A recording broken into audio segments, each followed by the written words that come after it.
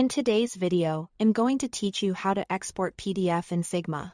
Whether you want a clean PDF of a single screen or a polished multi-page document from an entire project, I'll walk you through both approaches so you can share your work with clients, teammates, or print easily. First, open your design in Figma. If you only need specific parts of your file like a single frame, an illustration, or a logo, the quickest way is to export just that item as an individual PDF. Click to select the frame or layer you want.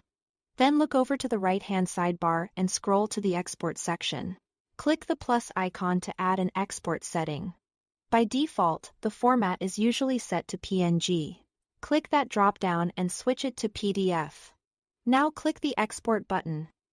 It will show the name of the layer or frame you selected. If you are using the Figma desktop app, you'll be prompted to choose where to save the file.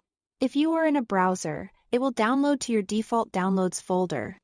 A quick tip here. PDFs preserve vectors, so text and shapes will stay crisp when zoomed. For tidy file names, consider renaming your frames and layers in the Layers panel before exporting, as that name becomes the exported file name. If you need a single PDF with multiple pages, great for presentations, flows, or handoffs, export all top-level frames as a multi-page PDF. Before you export, take a moment to organize your frames on the canvas. Figma uses their position to determine page order, typically reading from top left to bottom right. Arrange them exactly how you want them to appear in the PDF. Make sure the frames you want included are top level, meaning they sit directly on the canvas and aren't nested inside other frames or groups.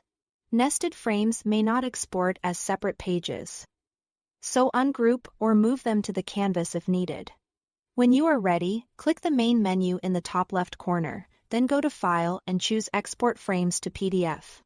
Figma will compile each top-level frame on the current page into a single, multi-page PDF in the order you set.